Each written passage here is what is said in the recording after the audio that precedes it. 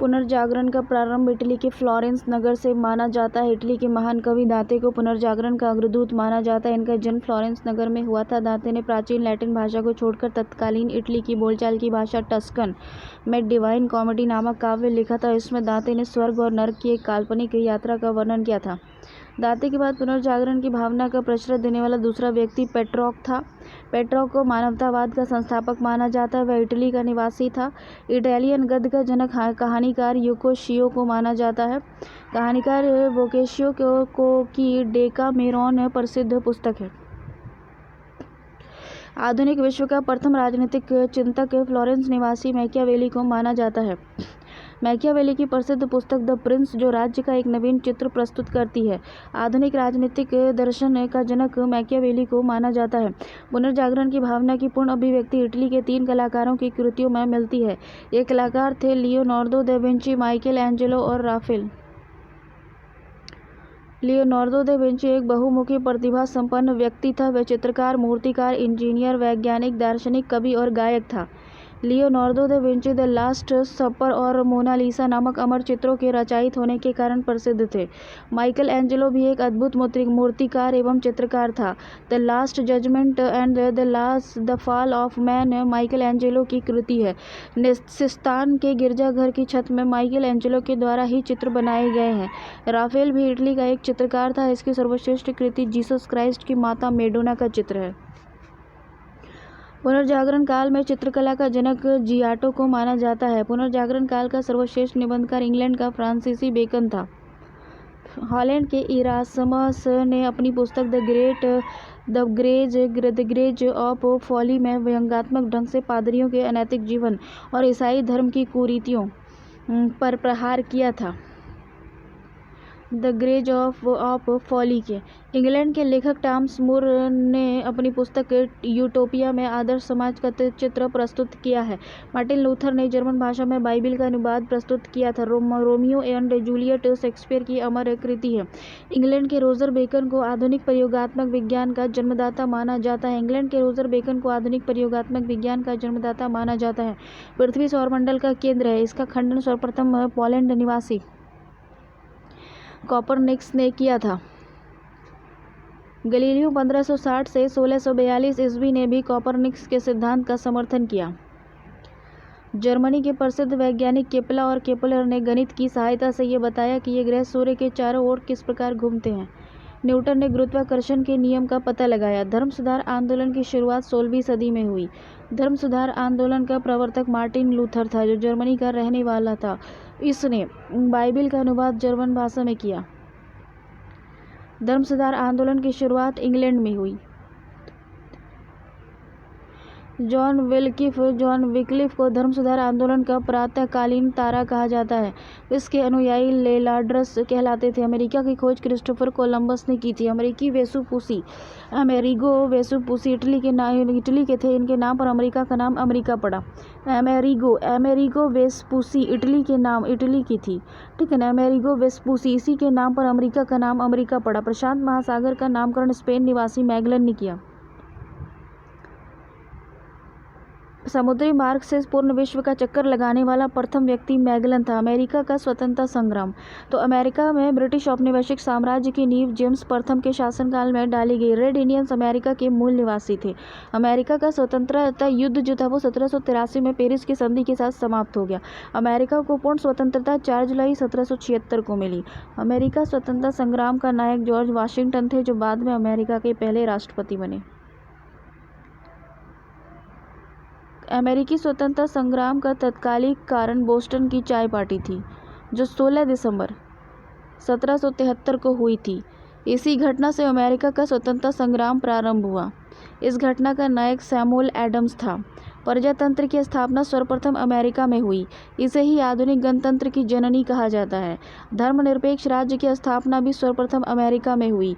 America स्वतंत्रता संग्राम के दौरान अमेरिका वासियों का नारा था, प्रतिनिधित्व नहीं तो कर नहीं। संसार में सर्वप्रथम लिखित संविधान संयुक्त राज्य अमेरिका में 1789 में लागू हुआ। 1781 में उपनिवेशी सेना के प्रमुख आत्मसमर्पण करने वाला ब्रिटेन का सेनापति लॉर्ड कॉर्नवालिस था। अमेरिका विश्व का पहला देश था जिसने मनुष्य की समानता तथा उसके मौलिक अधिकारों की घोषणा की। अमेरिका में दासों के आयात को 1808 में अवैध घोषित कर दिया गया। अब्राहम लिंकन अमेरिका के राष्ट्रपति 1860 में हुए। अमेरिका में गृह युद्ध की शुरुआत 12 अप्रैल 1881 में दक्षिण उत्तरी राज्यों के बीच हुई। दक्षिण राज्य दासता के समर्थक एवं उत्तरी राज्य उसके विरोधी थे। अमेरिकी गृह युद्ध की शुरुआत दक्षिण कैरोलिना राज्य से हुई। इसी युद्ध के फलस्वरूप ही दास प्रथा का अंत हुआ। 1 जनवरी 1863 ईस्वी को अब्राहम लिंकन ने दास प्रथा का उन्मूलन किया। प्रजातंत्र जनता का, जनता के द्वारा और जनता के लिए शासन है। प्रजातंत्र की यह परिभाषा अब्राहम लिंकन ने दी थी। अब्राहम लिंकन की हत्या जॉन विल्किस बूथ नामक व्यक्ति ने 4 मार्च 1865 को कर दी थी। अमेरिकी गृह युद्ध की समाप्ति 26 मई 1865 को हुई। अमेरिका फिलोसॉफिकल सोसाइटी की स्थापना बेंजामिन फ्रैंकलिन ने की। फ्रांस की क्रांति। देखो, फ्रांस की क्रांति 1789 में लुई 16वां के शासनकाल में शुरू हुई। उस समय फ्रांस में सामंती व्यवस्था थी। 14 जुलाई 1789 को क्रांतिकारियों ने बास्टील के कारागार के फाटक को तोड़कर बंदियों को मुक्त करा दिया और तब से जुलाई 14 को फ्रांस में राष्ट्रीय दिवस के रूप में मनाया जाता है। समानता, स्वतंत्रता और बंधुत्व का नारा फ्रांस की क्रांति की ही देन है। मैं ही राष्ट्र हूँ और मेरे शब्द ही कानून है, ये कथन लुई 14वां का था। वर्साई के शीश महल का निर्माण लुई 14वां ने करवाया था। वर्साई को फ्रांस की राजधानी लुई 14वां ने बनवाया था। लुई 16वां 1774 में फ्रांस की गद्दी पर बैठा। लुई 16वां की पत्नी मेरी एंतवानेता ऑस्ट्रिया की राजकुमारी थी। राष्ट्र की समाधि वर्साई की भड़कीला राज दरबार था। लुई 16वां को देशद्रोह के अपराध में फांसी दी गई। टैले एक प्रकार का भूमिकर है। फ्रांसीसी क्रांति में वॉल्टेयर, मॉन्टेग्यू, रूसो ने सर्वाधिक योगदान किया। वॉल्टेयर चर्च का विरोधी था। रूस और फ्रांस में प्रजातंत्रात्मक शासन पद्धति का समर्थक था। रूसो जो था वो फ्रांस में प्रजातंत्रात्मक शासन पद्धति का समर्थक था। 100 चूहों की अपेक्षा 1 सिंह का शासन उत्तम है, ये उक्ति वॉल्टेयर की थी। सोशल कॉन्ट्रैक्ट रूसो की एवं लेटर्स ऑन इंग्लिश वॉल्टेयर की रचना है। कानून की आत्मा की रचना मॉन्टेग्यू ने की थी। स्टेट्स जनरल के अधिवेशन की शुरुआत 5 मई 1789 में हुई थी। मापतौल की दशमलव प्रणाली फ्रांस की देन है। सांस्कृतिक राष्ट्रीयता का जनक हार्डर को कहा जाता है। नेपोलियन का जन्म 15 अगस्त 1759 ईस्वी को कोर्सिका द्वीप की राजधानी अजासियो में हुआ था। नेपोलियन के पिता का नाम कार्लो बोनापार्ट था। नेपोलियन ने ब्रिटेन के सैनिक अकादमी में शिक्षा प्राप्त की थी और 1796 में नेपोलियन ने इटली में ऑस्ट्रिया के प्रमुख को समाप्त किया। फ्रांस में डायरेक्टरी के शासन का अंत 1799 में हुआ। नेपोलियन 1799 में प्रथम कॉन्सल बना और 1802 में जीवन भर के लिए कॉन्सल बना। 1804 में नेपोलियन फ्रांस का सम्राट बना। आधुनिक फ्रांस का निर्माता नेपोलियन को माना जाता है। नेपोलियन ने ही सर्वप्रथम इंग्लैंड को बनियों का देश कहा था। नेपोलियन ने ही सर्वप्रथम इंग्लैंड को बनियों का देश कहा था। नेपोलियन ने पत्नी जोसेफाइन को तलाक देकर ऑस्ट्रिया की राजकुमारी मोरिया लुइसा से शादी की थी। ट्रफलगर का युद्ध 21 अक्टूबर 1805 में इंग्लैंड और नेपोलियन के बीच हुआ। नेपोलियन ने बैंक ऑफ फ्रांस की स्थापना 1800 में की। नेपोलियन ने कानून का संग्रह तैयार करवाया जिसे नेपोलियन का कोड कहा जाता है। नेपोलियन ने नील नदी के युद्ध में अंग्रेजी जहाजी बेड़े के नायक नेल्सन के हाथों बुरी तरह पराजित होना पड़ा था। यूरोप के राष्ट्रों से मिलकर 1813 में नेपोलियन को लिपजिंग नामक स्थान पर लिपजिंग नामक स्थान पर हरा दिया गया और उसे बंदी बनाकर अल्बा के टापू पर भेज दिया गया, परंतु वह अल्बा से भी भाग निकला और पुनः फ्रांस का सम्राट बन गया। अंततः मित्र राष्ट्रों की सेना ने नेपोलियन को 18 जून 1815 को वाटरलू के युद्ध में पराजित कर बंदी बना लिया और सेंट हेलेना द्वीप पर भेज दिया। वहां 1821 में उसकी मृत्यु हो गई। नेपोलियन लिटिल कॉर्पोरल के नाम से भी जाना जाता था। नेपोलियन के पतन का कारण था उसका रूस पर आक्रमण करना। इंग्लैंड के वाणिज्य और व्यापार का बहिष्कार करने के लिए नेपोलियन ने महाद्वीपीय व्यवस्था का सूत्रपात किया था। इंग्लैंड के वाणिज्य और व्यापार का बहिष्कार करने के लिए नेपोलियन ने महाद्वीपीय व्यवस्था का सूत्रपात किया था। वियना कांग्रेस समझौते के तहत यूरोप के राष्ट्रों ने 1815 में फ्रांस के प्रभुत्व को समाप्त किया। इटली का एकीकरण।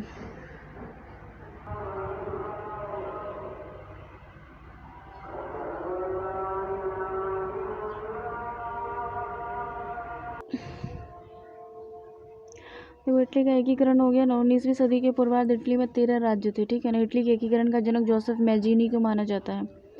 मैजिनी का जन्म जेनेवा में हुआ था। इटली के एकीकरण में सबसे बड़ा बाधक ऑस्ट्रिया था। इटली के एकीकरण में सर्डिनिया पोर्टलैंड राज्य ने अगुवाई की थी। इटली की समस्या को काउंट काबूर ने अंतर्राष्ट्रीय समस्या बना दिया था। इटली के एकीकरण की तलवार गौरीबॉल्डी को कहा जाता है। इटली के एकीकरण का श्रेय मैजिनी का उजेंट काबूर और गैरीबॉल्डी को दिया जाता है। यंग इटली की स्थापना 1831 में जोसेफ मैजिनी ने की।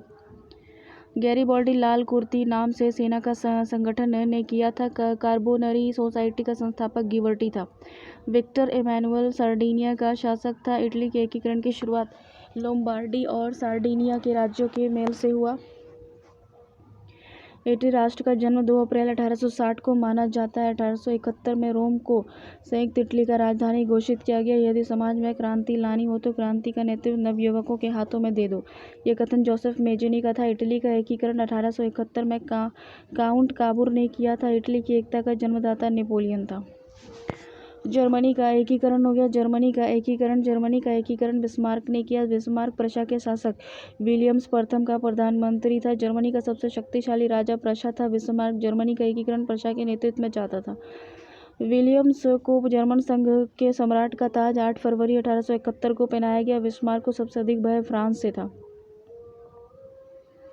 जर्मनी में राष्ट्रीयता का संदेशवाहक नेपोलियन बोनापार्ट को माना जाता है। जर्मनी के आर्थिक राष्ट्रवाद का पिता फ्रेडरिक लिस्ट को माना जाता है। जर्मनी राष्ट्रीय सभा को डायट के नाम से जाना जाता था और ये फ्रैंकफर्ट में होती थी। 1815 से 1850 के बीच जर्मन साम्राज्य पर ऑस्ट्रिया का आधिपत्य हो गया था। ऑस्ट्रिया का चांसलर मेटरनिख था। एकीकृत जर्मनी राष्ट्र के निर्माण में राके, बोमर, लसर इत्यादि दार्शनिकों ने महत्वपूर्ण भूमिका निभाई। फ्रैंकफर्ट संविधान सभा का गठन मई 1840 में किया गया।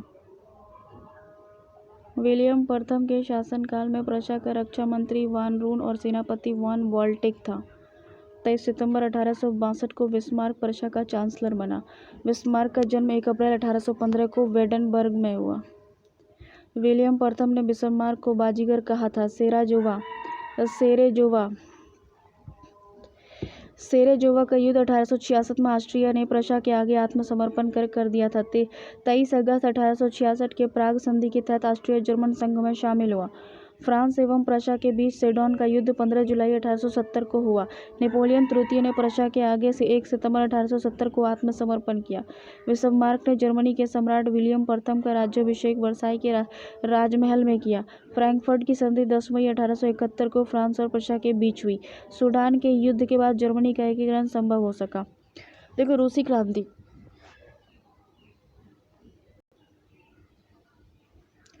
रूसी क्रांति साम्राज्यवाद शब्द का प्रयोग सर्वप्रथम रॉबर्ट ओवेन ने किया था। समाजवाद शब्द का प्रयोग सर्वप्रथम रॉबर्ट ओवेन ने किया था। ये वेल्स का रहने वाला था। आदर्शवादी समाजवाद का प्रवक्ता रॉबर्ट ओवेन को माना जाता है। वैज्ञानिक समाजवाद का संस्थापक कार्ल मार्क्स था। कार्ल मार्क्स जर्मनी का निवासी था। कार्ल मार्क्स ने दास कैपिटल और कम्युनिस्ट मैनिफेस्टो नामक पुस्तक लिखी। फ्रांसीसी साम्यवाद का जनक सेंट साइमन को माना जाता है। फेबियन सोशलिस्ट का नेतृत्व जॉर्ज बर्नार्ड शॉ ने किया था। लंदन में फेबियन सोसाइटी की स्थापना 1884 में हुई थी। दुनिया के मजदूर एक हो जाओ का नारा कार्ल मार्क्स ने दिया था। रूस के शासक को जार कहा जाता था। ये ज़ारशाही व्यवस्था मार्च 1917 में समाप्त हो गई। जार मुक्तिदाता के नाम से अलेक्जेंडर द्वितीय को माना जाता है। रूस का अंतिम जार शासक जार निकोलस द्वितीय था। 1917 में हुई रूसी क्रांति का तत्कालिक कारण प्रथम विश्व युद्ध में रूस की पराजय थी। 7 नवंबर 1917 की बोल्शेविक क्रांति का नेता लेनिन था। लेनिन ने चेका का संगठन किया था। लाल सेना का संगठन ट्राटस्की ने किया था। रूस के जार शासक अलेक्जेंडर द्वितीय की हत्या बम विस्फोट में हुई थी। एक जार, एक चर्च और एक रूस का नारा जार निकोलस द्वितीय ने दिया था। रूस में सबसे अधिक जनसंख्या स्लाव लोगों की थी। अन्ना कैरिना और लेखक लियो टॉल्स्टॉय थे। अन्ना कैरिनीना के लेखक लियो टॉल्स्टॉय थे। शून्यवाद का जनक तुर्गेनेव को माना जाता है। रूसी साम्यवाद का जनक प्लेखानोव को माना जाता है। सोशल डेमोक्रेटिक दल की स्थापना 1903 में रूस में हुई। यह दल 2 गुटों में विभाजित था, बोल्शेविक और मेंशेविक। बोल्शेविक का अर्थ होता है बहुसंख्यक एवं मेंशेविक का अर्थ होता है अल्पसंख्यक। बोल्शेविक दल का नेता लेनिन था। 16 अप्रैल 1917 में लेनिन ने रूस में क्रांतिकारी योजना प्रकाशित की जो अप्रैल थीसिस के नाम से जानी जाती है। 1921 ईस्वी में लेनिन ने रूस में नई आर्थिक नीति लागू की। आधुनिक रूस का निर्माता स्टालिन को माना जाता है। लेनिन की मृत्यु 1924 में हो गई।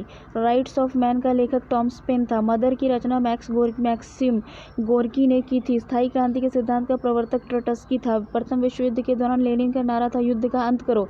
कार्ल मार्क्स का आजीवन साथी रहा फ्रेडरिक एंजेल। औद्योगिक क्रांति की शुरुआत। देखो, औद्योगिक क्रांति की शुरुआत इंग्लैंड में हुई, क्योंकि इंग्लैंड के पास उपनिवेश के कारण कच्चे माल और पूंजी की अधिकता थी। इंग्लैंड में औद्योगिक क्रांति की शुरुआत सूती कपड़ा उद्योग से हुई। सबसे पहले स्कॉटलैंड के मैकेडम नामक व्यक्तियों ने पक्की सड़कें बनाने की विधि निकाली। 1761 में ब्रिंडले नामक इंजीनियर ने मैनचेस्टर में बसरले तक नहर बनाई थी। 1814 में जॉर्ज स्टीफेंस ने रेल द्वारा खानों से बंदरगाहों तक कोयला ले जाने के लिए भाप इंजन का प्रयोग किया। आविष्कारक है, और ये कब किया देखो। तेज चलने वाला शटल जो था, ये जॉन ने आविष्कार किया 1733 में। स्पिनिंग जेनी जेम्स हारग्रीव्स 1765 में। स्पिनिंग जेनी रिचर्ड आर्कराइट 1767 में। स्पिनिंग म्यूल क्रॉम्पटन 1776 में। घोड़ा द्वारा चलाए जाने वाला करघा कार्टराइट 1776 में। सेफ्टी लैंप हम्पी डेवी 1815 में। देखो, औद्योगिक क्रांति की दौड़ में जर्मनी इंग्लैंड का जो था वो प्रतिद्वंदी था। ठीक है, इंग्लैंड की क्रांति देखो। इंग्लैंड में गृह युद्ध चार्ल्स प्रथम के शासनकाल में 1642 में हुआ। इंग्लैंड में गौरवपूर्ण क्रांति 1688 में हुई। उस समय इंग्लैंड का शासक जेम्स द्वितीय था। 100 वर्षीय युद्ध इंग्लैंड और फ्रांस के बीच हुआ। गुलाबों का युद्ध इंग्लैंड में हुआ। इंग्लैंड के सामंतों ने राजा जॉन को सन 1215 में एक अधिकार पत्र पर हस्ताक्षर करने को मजबूर किया। इस अधिकार पत्र को मैग्ना कार्टा कहा जाता है। ये सर्वसाधारण के अधिकारों का घोषणा पत्र है। ट्यूडर वंश के शक्तिशाली राजाओं के शासनकाल में संसद उनके हाथों की कठपुतली बनी रही।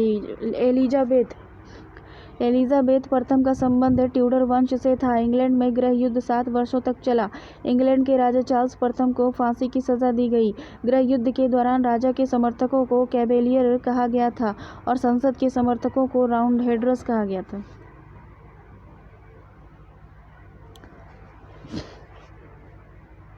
प्रथम विश्व युद्ध की शुरुआत 28 जुलाई 1914 को हुई। ये 4 वर्षों तक चला। इसमें 37 देशों ने भाग लिया। प्रथम विश्व युद्ध का तत्कालिक कारण ऑस्ट्रिया के राजकुमार फर्डिनेंड की बोस्निया की राजधानी सेराजेवो में हत्या थी। प्रथम विश्व युद्ध में संपूर्ण विश्व को 2 खंडों में बंट गया, मित्र राष्ट्र और धुरी राष्ट्र। धुरी राष्ट्र का नेतृत्व जर्मनी ने किया। इसमें शामिल अन्य देश थे ऑस्ट्रिया, हंगरी और इटली थे। मित्र राष्ट्रों में इंग्लैंड थे, जापान थे, संयुक्त राज्य अमेरिका था, रूस था और फ्रांस शामिल था। गुप्त संधियों की प्रणाली का जनक बिस्मार्क को माना जाता है। ऑस्ट्रिया, जर्मनी, इटली के बीच त्रिगुट का निर्माण 1882 में हुआ। सर्बिया की गुप्त क्रांतिकारी संस्था थी काला हाथ। रूस जापान युद्ध का अंत अमेरिकी राष्ट्रपति रूजवेल्ट की मध्यस्थता से हुआ 1904-1905 में। मोरक्को संकट 1906 में पैदा हुआ। प्रथम विश्व युद्ध के दौरान जर्मनी ने रूस पर आक्रमण 1 अगस्त 1914 में एवं फ्रांस पर आक्रमण 3 अगस्त 1914 में किया। 8 अगस्त 1914 को इंग्लैंड प्रथम विश्व युद्ध में शामिल हुआ। 26 अप्रैल 1915 को इटली मित्र राष्ट्रों की ओर से प्रथम विश्व युद्ध में शामिल हुआ। प्रथम विश्व युद्ध के समय अमेरिका का राष्ट्रपति वुडरो विल्सन था। अमेरिका 6 अप्रैल जर्मनी में यू बोट द्वारा इंग्लैंड के लुसितानिया नामक जहाज को डुबाने के बाद अमेरिका प्रथम विश्व युद्ध में शामिल हुआ, क्योंकि उस जहाज पर मरने वाले 1153 व्यक्तियों में 128 व्यक्ति अमेरिका के थे। प्रथम विश्व युद्ध की समाप्ति 11 नवंबर 1918 को हुई। 18 जून 1919 को पेरिस शांति सम्मेलन हुआ, जिसमें 27 देश भाग ले रहे थे, मगर शांति संधियों की शर्तें केवल 3 देश ब्रिटेन, फ्रांस और अमेरिका तय कर रहे थे। पेरिस शांति सम्मेलन में शांति संधि की शर्तें निर्धारित करने में जिन राष्ट्र अध्यक्षों की भूमिका निभाई थी, वे राष्ट्रपति जो अमेरिकी राष्ट्रपति वुडरो विल्सन, ब्रिटेन के प्रधानमंत्री लॉयड जॉर्ज और फ्रांस के प्रधानमंत्री जॉर्ज कैलेमेसो थे। देखो, अमेरिका, ब्रिटेन और फ्रांस उस टाइम भी ये लोग जो है डोमिनेंट थे। वर्साई की संधि 28 जून 1919 को जर्मनी के साथ हुई।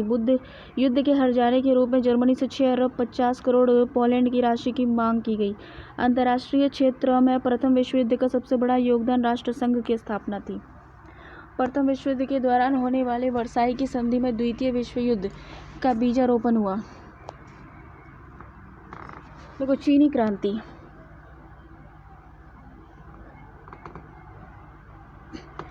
मंचू राजवंश का पतन 1911 में हुआ। 1911 में हुई चीनी क्रांति का नायक sun यat-सेन था। 1905 में sun यat-सेन ने तुंग-मिंग दल की स्थापना की, जिसका उद्देश्य चीन में मंचू वंश के शासन को समाप्त करना था। क्रांतिकारियों ने 29 दिसंबर 1911 में sun यat-सेन को अपनी सरकार का अध्यक्ष चुना। कैबिनेट लीग सोसाइटी का संस्थापक sun यat-सेन था। 1911 की क्रांति के बाद चीन में गणतंत्र शासन पद्धति की स्थापना हुई। वुआन शी काई के समर्थन में sun यat-सेन ने अपना नेतृत्व वापस ले लिया। 1912 में sun यat-सेन ने कुओमिंतांग पार्टी की स्थापना की। इस पार्टी के पुनर्गठन के लिए सेन ने माइकल बोरोदिन को आमंत्रित किया। डॉक्टर sun यat-सेन ने अपनी सेना के संगठन के लिए जनरल गैलिन को चुना। डॉक्टर sun यat-सेन के 3 सिद्धांत थे: राष्ट्रवाद, लोकतंत्रवाद और सामाजिक न्याय। डॉक्टर sun यat-सेन को चीन का राष्ट्रपिता कहा जाता है। डॉक्टर sun यat-सेन की मृत्यु 1925 में हो गई थी। डॉक्टर sun यat-सेन की मृत्यु के बाद चांग चाई-शेक ने 1926 में कुओमिंतांग पार्टी का नेतृत्व संभाला। 1927 ईस्वी में कुओमिंतांग पार्टी से साम्यवादी लोग अलग हुए। चीन में गृह युद्ध 1928 में शुरू हुआ। 1925 को हुनान के विशाल किसान आंदोलन का नेतृत्व माओ त्से-तुंग ने किया। माओ त्से-तुंग का जन्म 1893 में हुनान में हुआ। चांग काई-शेक ने केंद्रीय सरकार की सत्ता नानकिन में संभाली। चांग काई-शेक ने अपनी सरकार की स्थापना फार्मोसा में की। साम्यवादियों के दमन करने के लिए चांग काई-शेक ने ब्लू शर्ट आतंकवादी दल का गठन किया। माओ त्से-तुंग के नेतृत्व में 1 अक्टूबर 1949 ईस्वी में जनवादी गणराज्य की स्थापना चीन में की गई। चीनी साम्यवादी गणतंत्र का प्रथम अध्यक्ष माओ त्से-तुंग था। चीनी जनवादी गणराज्य का प्रथम प्रधानमंत्री चाउ एन लाई था। चीन के जनवादी गणराज्य की राजधानी होनान थी। खुले द्वार की नीति चीन में अपनाई गई थी। चीन के द्वारा खोलने का श्रेय ब्रिटेन को दिया जाता है। खुले द्वार की नीति का प्रतिपादक जॉन हे था। चीन एशिया का मरीज के नाम से जाना जाता है। चीन जो था वो एशिया के मरीज के नाम से जाना गया। चीन की कम्युनिस्ट पार्टी की स्थापना 1921 में हुई थी। तुर्की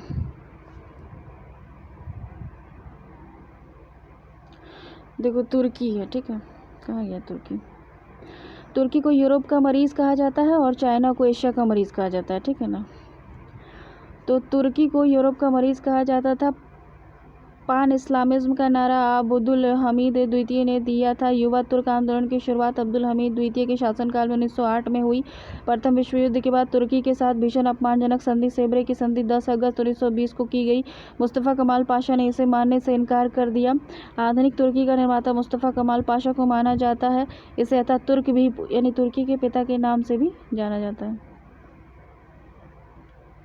देखो, मुस्तफ़ा कमाल पाशा का जो जन्म हुआ था वो 1891 में सेलेनिका में हुआ था। तुर्की में एकता और प्रगति समिति का गठन 1889 में हुआ था। प्रारंभ में कमाल पाशा एकता और प्रगति सीमित प्रभाव के प्रभाव में आया। एक सेनापति के रूप में कमाल पाशा ने गल्लीपोती युद्ध में शानदार सफलता हासिल की। इसके बाद 1919 में कमाल पाशा ने सैनिक पद से इस्तीफा दे दिया। 1919 ईस्वी के अखिल तुर्क कांग्रेस के प्रथम अधिवेशन की अध्यक्षता मुस्तफ़ा कमाल पाशा ने की। 1923 में तुर्की और यूनान के बीच लोजान की संधि हुई। 23 अक्टूबर 1923 को तुर्की गणतंत्र की घोषणा हुई। कमाल पाशा ने तुर्की में 3 मार्च 1929 को खिलाफत को समाप्त कर दिया। 20 अप्रैल 1924 को तुर्की में नए संविधान की घोषणा हुई। तुर्की के नए गणतंत्र का राष्ट्रपति मुस्तफ़ा कमाल पाशा था। रिपब्लिकन पीपल्स पार्टी का संस्थापक मुस्तफ़ा कमाल पाशा था। मुस्तफ़ा कमाल पाशा के द्वारा किए गए महत्वपूर्ण कार्य क्या थे? 1932 में तुर्की भाषा परिषद की स्थापना की। 1933 में तुर्की के प्रथम पंचवर्षीय योजना लागू किया। 1924 में तुर्की को धर्मनिरपेक्ष राज्य की घोषणा की और इस्तांबुल में एक मेडिकल कॉलेज की स्थापना की और ग्रिगोरियन कैलेंडर का प्रचलन शुरू किया 26 दिसंबर 1925 से। इस्तांबुल का पुराना नाम कस्तूनतूनिया था। 25 नवंबर 1925 को तुर्की में टोपी और औरतों को बुर्का पहनने पर कानूनी प्रतिबंध लगा दिया गया। कमाल पाशा की मृत्यु 1938 में हो गई थी।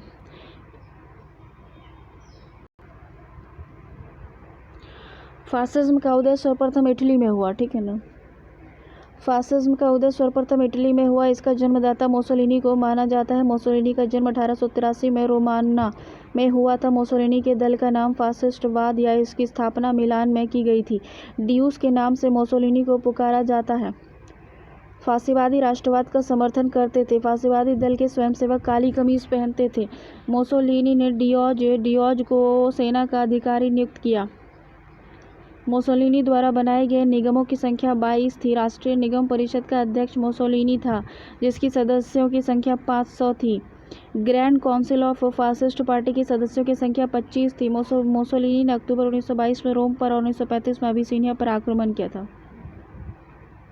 जापान और जर्मनी के साथ मुसोलिनी ने रोम चर्चिल टोक्यो की दूरी का निर्माण कर 1936 में किया था। मुसोलिनी ने 10 जून 1939 को द्वितीय विश्व युद्ध के दौरान मित्र राष्ट्रों के विरुद्ध युद्ध की घोषणा की और इटली में फांसीवाद का अंत 28 अप्रैल 1945 को माना जाता है। देखो, जर्मनी में नाजीवाद का उदय। जर्मन में नाजी दल का उत्थान हिटलर के नेतृत्व में हुआ था। हिटलर का जन्म 20 अप्रैल 1889 को वॉन में हुआ था। जर्मन सम्राट कैसर विलियम्स द्वितीय ने 10 नवंबर 1918 को अपने पद से इस्तीफा दे दिया था। 1920 में हिटलर ने नेशनल सोशलिस्ट पार्टी का नाजी दल की स्थापना की। नेशनल सोशलिस्ट पार्टी की स्थापना की। हिटलर ने 1920 में नेशनल सोशलिस्ट पार्टी या नाजी दल की स्थापना की। जर्मन वर्क्स पार्टी का संस्थापक हिटलर था। 1933 में हिटलर जर्मनी का प्रधानमंत्री था। उस समय राष्ट्रपति हिंडेनबर्ग था। एक राष्ट्र एक नेता का नारा हिटलर ने दिया था। हिटलर की आत्मकथा का नाम मेन कैंप है। नाजी दल का प्रचार कार्य गोएबल्स संभालता था। जर्मन सुरक्षा परिषद की स्थापना 4 अप्रैल 1933 में हुई। हिटलर ने 16 मार्च 1935 में जर्मनी में पुनः शस्त्रीकरण की घोषणा की। हिटलर ने 1 सितंबर 1939 को पोलैंड का आक्रमण किया। हिटलर की विस्तारवादी नीति का पहला शिकार ऑस्ट्रिया हुआ। एडोल्फ हिटलर के लिए शामी विरोधी नीति का अर्थ यहूदी विरोधी नीति था। हिटलर ने 30 अप्रैल 1945 को आत्महत्या कर ली। जापानी साम्राज्यवाद। जापान के साम्राज्यवाद का सबसे पहला शिकार चीन हुआ। 1863 में एक अमेरिकी नाविक पेरी ने बल प्रयोग कर जापान का द्वार अमेरिकी व्यापार के लिए खोला। जापान में आधुनिकीकरण की प्रक्रिया की शुरुआत मुत्सुहितो ने की। 1872 ईस्वी में जापान में सैनिक सेवा अनिवार्य कर दी गई। 1905 में जापान ने रूस को हराया। जापान रूस युद्ध की समाप्ति 5 सितंबर 1905 को पोर्ट्समाउथ की संधि के द्वारा हुई। जापान ने 1931 में अपनी साम्राज्यवादी आकांक्षाओं की पूर्ति के लिए मंचूरिया पर आक्रमण किया। 20 मार्च 1933 को जापान ने राष्ट्रसंघ की सदस्यता त्याग दी। पित आतंक से जापान को संबोधित किया गया। द्वितीय विश्व युद्ध में जापान ने धुरी राष्ट्र का साथ दिया। अमेरिका ने जापान पर पहला बम 6 अगस्त 1945 को हिरोशिमा पर गिराया। द्वितीय विश्व युद्ध में 10 सितंबर 1945 को जापान ने आत्मसमर्पण किया। हिरोशिमा और नागासाकी पर अणुबम गिराए जाने के कारण जापान ने द्वितीय विश्व युद्ध में आत्मसमर्पण कर दिया। द्वितीय विश्व युद्ध आ गया। इस द्वितीय युद्ध की शुरुआत जो हुई थी वो 1 सितंबर 1939 को हुई थी। ये वर्षों तक लड़ा गया। 6 वर्षों तक लड़ा गया। इसका अंत 2 सितंबर 1945 को हुआ। इसमें 61 देशों ने भाग लिया। द्वितीय विश्व युद्ध का तत्कालिक कारण जर्मनी का पोलैंड पर आक्रमण था। द्वितीय विश्व युद्ध के दौरान जर्मन जनरल रोमेल का नाम डेजर्ट फॉक्स रखा गया था। म्यूनिक पैक्ट सितंबर 1938 में संपन्न हुआ। जर्मनी ने वर्साई की संधि का उल्लंघन 1935 में किया था। स्पेन में यह गृह युद्ध 1936 में शुरू हुआ था। संयुक्त रूप से इटली और जर्मनी का पहला शिकार स्पेन था। जर्मनी द्वारा सोवियत संघ पर आक्रमण करने की योजना को ऑपरेशन बारबोसा कहा गया। 23 अगस्त 1939 को जर्मनी रूस आक्रमण समझौते पर हस्ताक्षर हुआ। जर्मनी ने रूस पर हम समझौता उल्लंघन का आरोप लगाकर उस पर जून 1941 में आक्रमण कर दिया। जर्मनी की ओर से द्वितीय विश्व युद्ध 10 जून 1940 को इटली ने प्रवेश किया और अमेरिका का द्वितीय विश्व युद्ध प्रवेश 8 सितंबर 1941 को हुआ।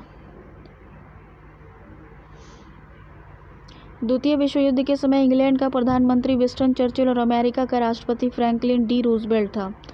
इंग्लैंड की शानदार अलगाववाद की नीति का विचारक सेली सेबरी था। वर्साई की संधि को आरोपित संधि के नाम से जाना जाता है। द्वितीय विश्व युद्ध में जर्मनी की पराजय का श्रेय रूस को दिया जाता है। द्वितीय विश्व युद्ध के दौरान अमेरिका ने 6 अगस्त 1945 को जापान पर अणुबम का प्रयोग किया। द्वितीय विश्व युद्ध में मित्र राष्ट्रों द्वारा पराजित होने वाला अंतिम देश जापान था।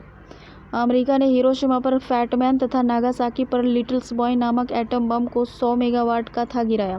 अंतर्राष्ट्रीय क्षेत्र में द्वितीय विश्व युद्ध का सबसे बड़ा योगदान संयुक्त राष्ट्र की स्थापना है। अंतर्राष्ट्रीय क्षेत्र में द्वितीय विश्व युद्ध का सबसे बड़ा योगदान क्या है? संयुक्त राष्ट्र की स्थापना है।